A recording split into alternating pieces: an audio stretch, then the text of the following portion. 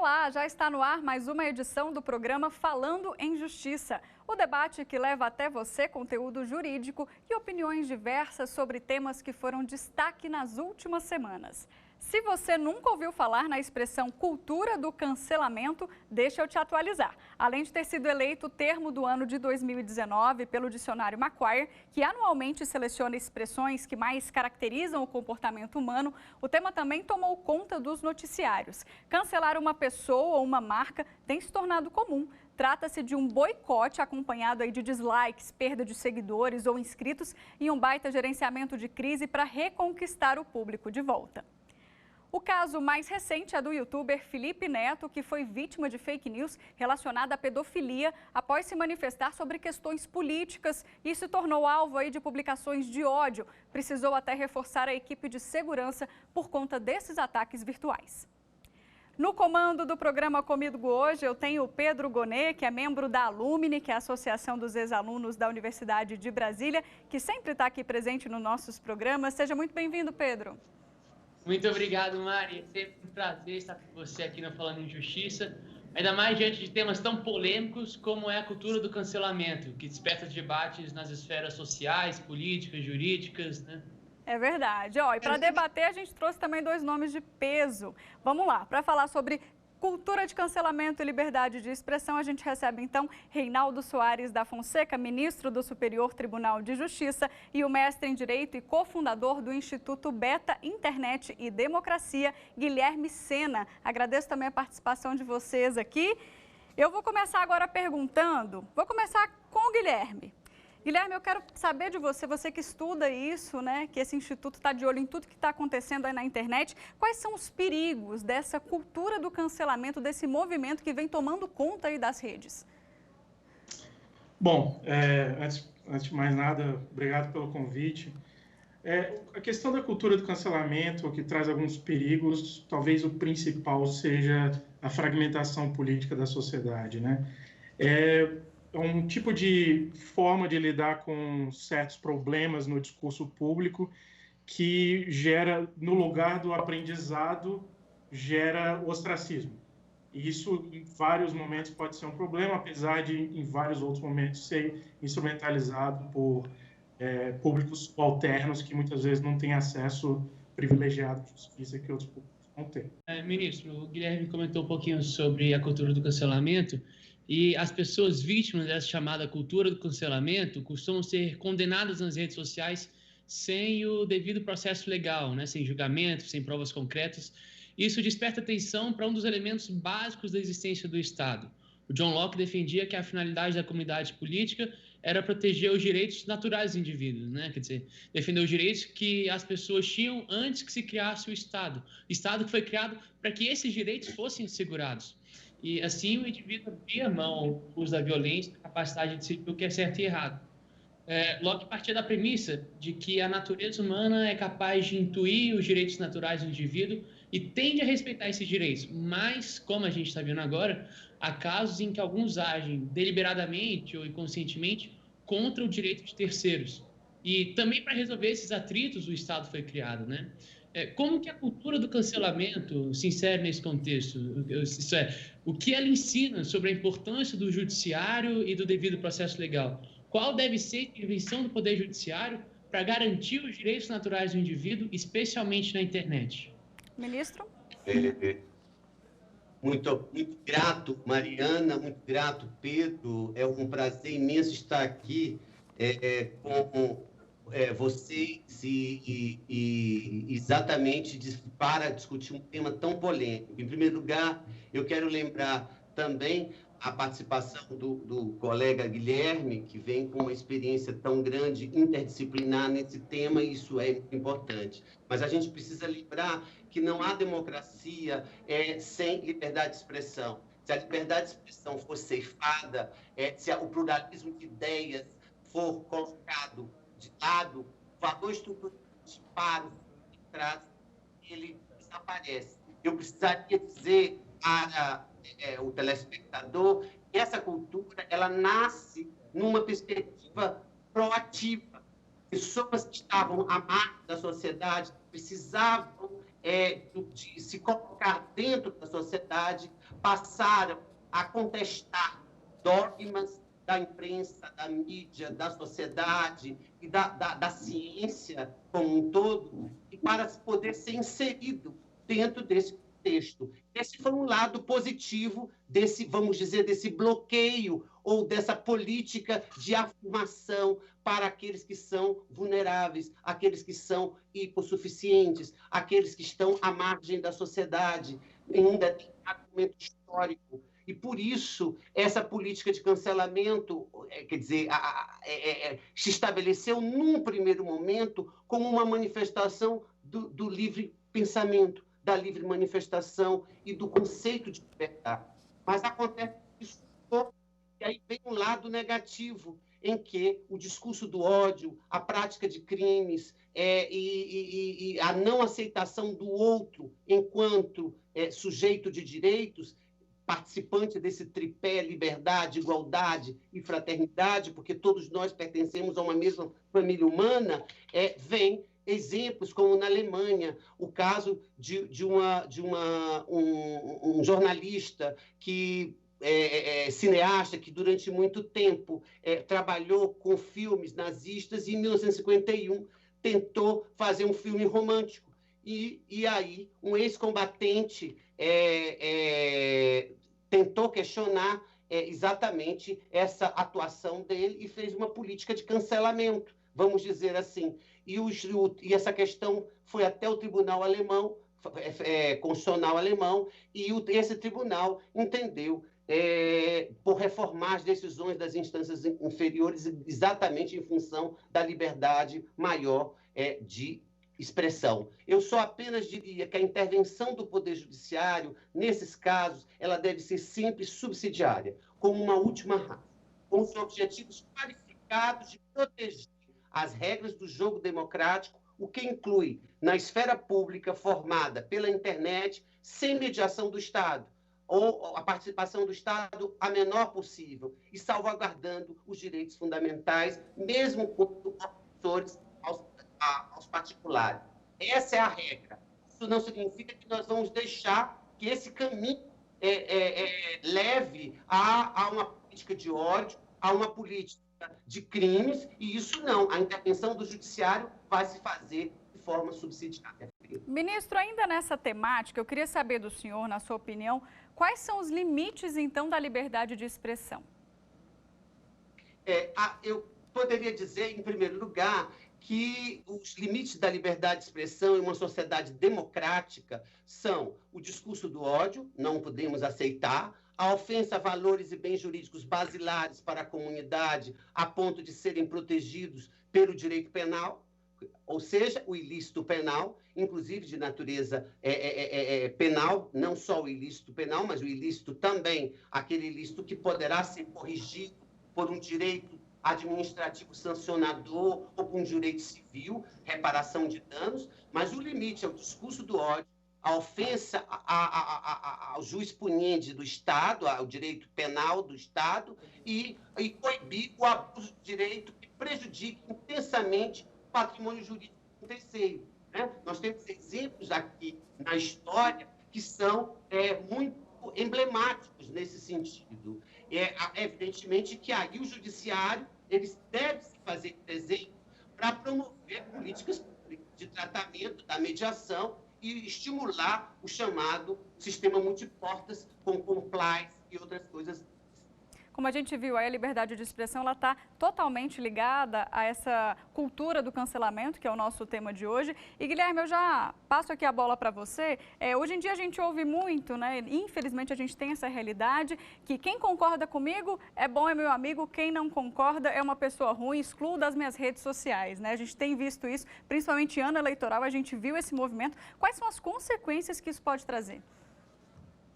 Bom, isso entra bastante na questão da fragmentação da sociedade, né? O que nós temos visto cada vez mais com as chamadas câmaras de eco criadas pelas redes sociais é uma instrumentalização desse poder psicológico mesmo, de criar uma polarização, de mobilizar afetos no âmbito político, para que as pessoas, a partir de certos elementos de discordância, gerem uma cisão entre determinados grupos, né? Nesse ponto, muitas vezes é importante a gente perceber quais são as diferenças do que a gente está falando, né? Porque hoje em dia fala-se em cultura do cancelamento como algo muito amplo e que muitas vezes inclui temas muito distintos, como, por exemplo, uma discussão muito forte atualmente nos Estados Unidos, que é a retirada de estátuas de líderes militares da Guerra Civil, os líderes do Sul, né? Ou então a retirada da bandeira dos Estados Confederados. E aqui no Brasil a gente já teve uma discussão similar com relação à retirada de nome de membros da ditadura militar. E muita gente vai discutir isso como se fosse a mesma coisa que a chamada cultura do cancelamento, que muitas vezes vai afetar indivíduos diretamente, como é o caso, por exemplo, do Felipe Neto. Agora temos também uma leve discussão, não chega a ser exatamente uma cultura do cancelamento nesse caso específico, mas digamos que é um proto-cancelamento no caso da historiadora Lilia Moritz Schwartz, com o caso da crítica dela à Beyoncé, né? E muitas vezes o que a gente vê é essa dificuldade de distinguir dois fenômenos que são distintos. Um fenômeno é a tentativa de resgatar uma história, de tentar criticar a construção de uma história que invisibiliza certas dores de públicos subalternos na sociedade. E um outro ponto é essa fragmentação social criada pela aversão àquilo que se discorda. Isso muitas vezes é instrumentalizado por várias lideranças políticas, não cabe aqui citar nomes, porque isso está para todos os lados do espectro político, essa ideia de que o representante é o próprio povo. E se ele é o povo e você está contra o representante, você está contra o povo. Logo, essa cisão gera esse tipo de problema. E isso, obviamente, é muito ruim para o discurso público democrático e, obviamente, também inibe certos discursos, certas críticas feitas no âmbito público. Tá certo. A gente faz agora um rápido intervalo, já a gente volta com esse debate sobre cultura do cancelamento e liberdade de expressão. Não sai daí.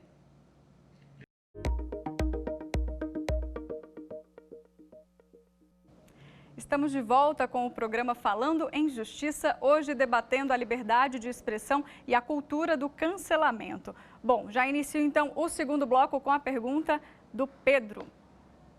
Pois é, Mari, ainda no assunto da liberdade de expressão, a cultura do cancelamento acaba fazendo com que as pessoas tenham medo de se exprimir, né? Uma vez que muitas opiniões passaram a ser consideradas socialmente inaceitáveis por alguns grupos. E esse medo de se expressar leva a uma censura prévia velada, que é exercida por pequenas parcelas da população, mas parcelas muito barulhentas. Queria saber, então, do ministro Reinaldo, que o senhor comente um pouco mais sobre os limites da liberdade de expressão e se há alguma medida que o Poder Judiciário pode tomar para evitar que essa censura prévia exista. Não há democracia sem liberdade de expressão.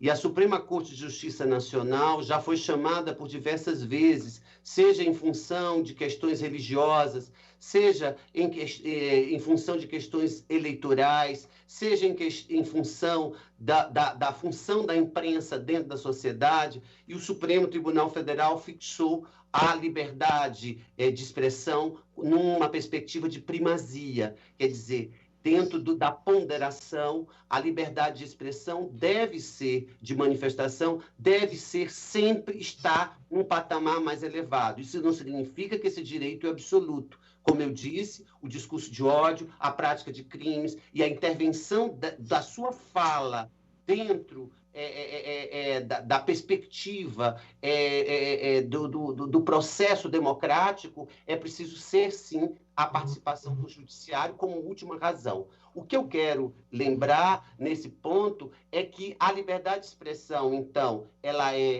tem primazia, ela não deve haver censura prévia e as consequências devem ser quase sempre a posteriori, através de mecanismos, por exemplo, como reparação de danos ou de verificação de algum ilícito praticado e previsto no Código Penal, apenas para lembrar. Nessa perspectiva, essa liberdade de expressão desemboca no judiciário e o judiciário, como eu disse, deve ter uma função subsidiária e deve fomentar nessa questão e nas outras questões também, por expressa determinação constitucional, o próprio preâmbulo da nossa Constituição assim determina, a promover políticas públicas voltadas ao tratamento adequado de soluções de controvérsias, por meio de conciliação e mediação, de modo que os próprios agentes, ofensor e ofendido, sejam autores e senhores de suas controvérsias, chegando a um termo razoável.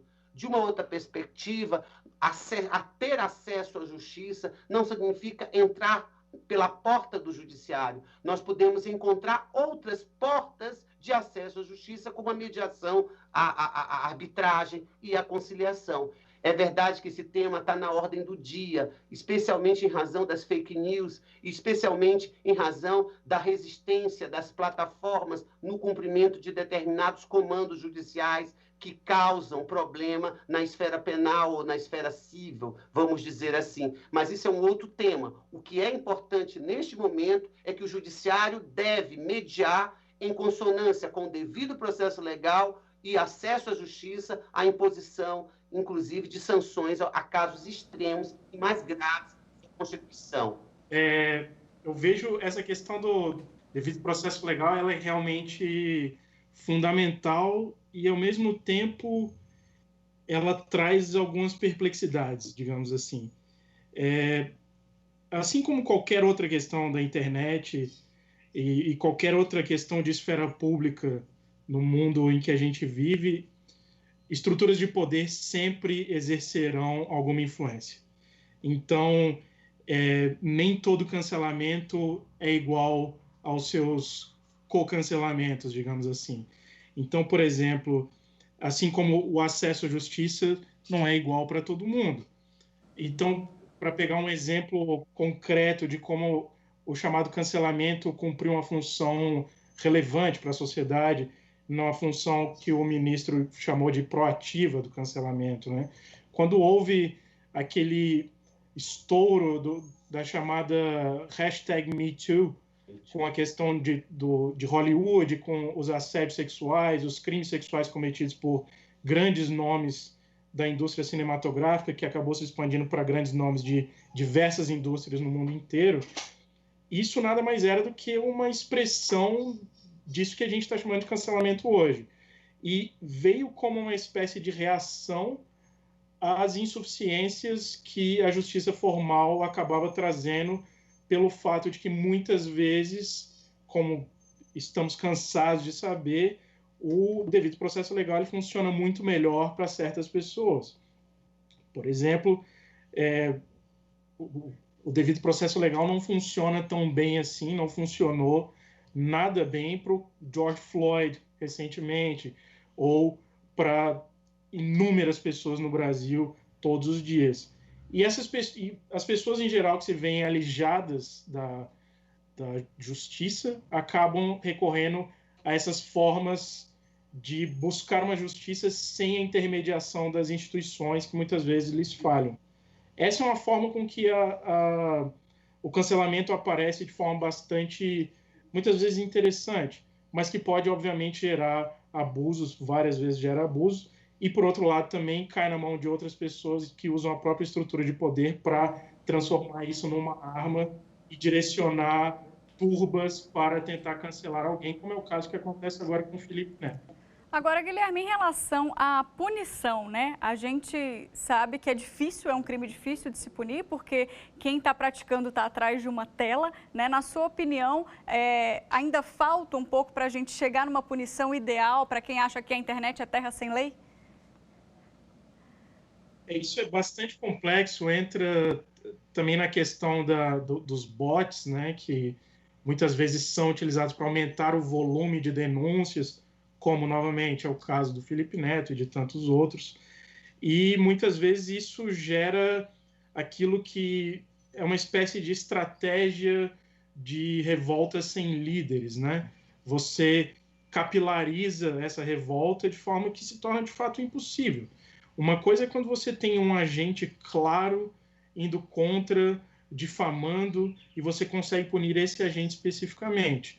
E aí, claro, não vou entrar aqui no mérito se punição gera benefícios ou não, porque isso é uma questão que foge à minha capacidade, Mas uma coisa é a facilidade de gerar punições nesses casos em que você tem um agente específico, um agente concreto. Outra coisa é quando você gera uma rede de pessoas anônimas que criam uma verdadeira turba, muitas vezes, e que vão tentar punir pessoas, geralmente pessoas pequenas. Existe o caso do Felipe Neto, que é talvez o maior youtuber do Brasil há alguns anos, mas a gente pode pensar, por exemplo, no caso do Movimento Escola Sem Partido, que busca o cancelamento de professores Brasil afora, e professores sem a menor estrutura de poder os apoiando. Então, essa dificuldade, incluindo a dificuldade de identificar quem são os bots, quem financia os bots, e o uso de fake news para cancelamento, isso, no momento, a gente está na fronteira dessas coisas, a gente realmente não consegue lidar com isso, não tem ainda um instrumento claro e efetivo. A própria lei das fake news que acaba de chegar aí, que está chegando, não dá as melhores respostas possíveis para isso, não lida muito bem com o financiamento e por aí vai.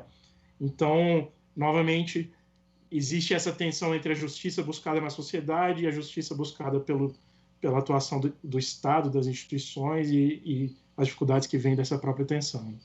Pois é, e, ministro, nós, há pouco, até em alguma conexão com esse tema, falando sobre a proteção à liberdade, consagrada no lema da Revolução Francesa, ao lado da igualdade e da fraternidade, como o senhor comentou.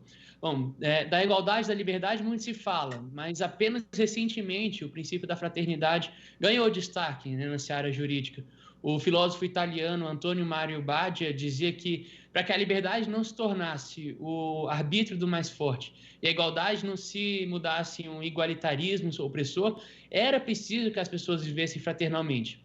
O senhor se destaca, entre outras coisas, pelo estudo do princípio da fraternidade, né? Tem aqui uma cópia do exemplar do livro que o senhor publicou recentemente, e que reconhece que os indivíduos são responsáveis por agir em prol do bem comum para que se efetivem os direitos fundamentais. O senhor vislumbra a possibilidade de se aplicar, em alguma medida, o princípio da fraternidade aos que promovem o cancelamento nas redes sociais? Olha, Pedro, essa pergunta é extremamente importante e interessante.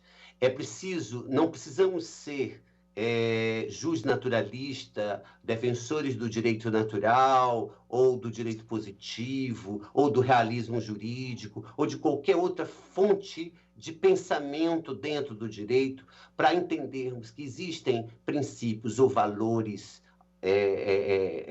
fundamentais da convivência social. Entre eles estão a liberdade, a igualdade e a fraternidade. É lógico que isso, seja numa perspectiva de Max Weber, seja na perspectiva de Aristóteles, seja na perspectiva de vários pensadores de outros ramos das ciências sociais, nós encontraremos a fraternidade como, numa perspectiva talvez de solidariedade, de amizade, dependendo do autor. Mas na Revolução Francesa existiu um tripé, e esse tripé, com certeza, mudou a aristocracia de sangue pela aristocracia daqueles que produziam, a aristocracia da produção, excluindo ainda as mulheres e outros párias que existiu na França naquele período. Mas é exatamente nessa perspectiva que eu concentrei minha pesquisa de doutorado no resgate desse princípio da fraternidade como categoria política e como categoria jurídica, e não como elemento da moral, como elemento da religião, como elemento das ciências sociais. Por quê? Porque isso sempre foi, de uma forma camuflada, esquecida dentro do próprio direito. É na condição que eu digo, que é na condição de que é uma categoria política, é uma categoria jurídica que é perfeitamente aplicável nessa hipótese, pois demanda o princípio da fraternidade a redefinição de uma liberdade de uma forma que considere a responsabilidade para com o outro, sob a perspectiva de um direito constitucional que o ministro-poeta, ou poeta-ministro Aires Brito, chama de direito constitucional fraternal ou direito constitucional altruísta. Isso vale para a liberdade de manifestação, associação ou de crítica. Na condição de categoria política, a fraternidade como categoria exige a refundação da prática democrática. ao compatibilizar o relacionamento entre paridade e diferença, em prol ou liberdade e igualdade, em prol de uma causa unificante. Qual é essa causa unificante, Pedro, dentro de uma secularização, de um Estado laico? A dignidade da pessoa humana e o bem comum republicano. Logo, o conteúdo mínimo desse princípio político expressa-se como condição de igualdade entre irmãos e irmãs, de modo a ser possível que cada um seja livre na sua própria diversidade. Isso me faz lembrar o pensamento da filosofia, que hoje tem sido muito discutido, que é a questão da alteridade. Eu reconhecer o outro como ser de direitos e deveres.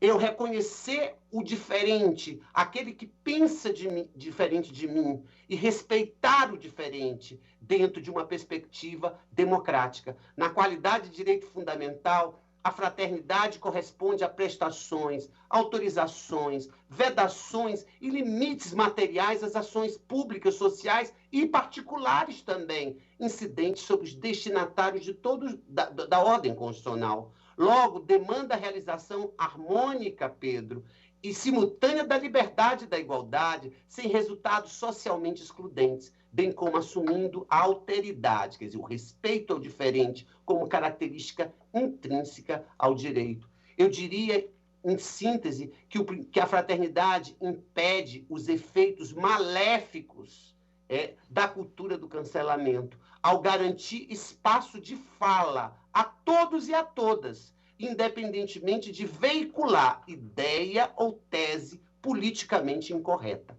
desde que não ofensiva à ordem jurídica, ou seja, aos parâmetros do direito penal e, evidentemente, aos parâmetros daquilo que a gente exige de uma convivência humana, né? Assegura-se, portanto, aos indivíduos o direito de serem livres em sua própria diversidade e que suas ideias recebam igual consideração no espaço público. Eu não sei se eu te respondi na dimensão daquilo que todos nós necessitamos refletir. A fraternidade, senhores, é tão importante ou mais importante do que a liberdade e a igualdade. É a minha resposta a esse tema que é tão polêmico, que é tão difícil. Eu agradeço imensamente essa oportunidade para trazer esse olhar que alguns dirão que é utopia, mas o que seria de todos nós se não tivéssemos as nossas utopias? E a fraternidade é utopia universal. Verdade, ministro. Com esse recado, então, a gente chega ao fim com esse belo recado. Eu agradeço muito a participação do senhor aqui no programa. Muito obrigado. Agradeço também a participação do Guilherme. Guilherme, muito obrigada por ter aceitado também nosso convite aqui. Eu que agradeço. Foi um prazer. E Pedro, mais uma vez aqui dividindo esse espaço comigo, muito obrigada. Muito obrigado por mais esse dia de debate, Mari. Agradeço também a disposição e as explanações sempre proveitosas do ministro Reinaldo e do Guilherme. Acho que fica a lição da importância da fraternidade e da tolerância nas redes sociais e também fora delas, né? Para que princípios caros à vida em sociedade, como a liberdade de expressão, o direito à intimidade, sejam preservados e permitam que tenhamos uma convivência fraternal e tranquila. Verdade. Mais tolerância, menos ódio, né? Bom, chegamos ao fim, então, de mais um programa. Muito obrigada também a você aí de casa que esteve com a gente até agora. Se quiser rever esse programa, vai lá no nosso canal do YouTube. Anota aí, youtube.com/TV Justiça Oficial. Te espero semana que vem. Tchau!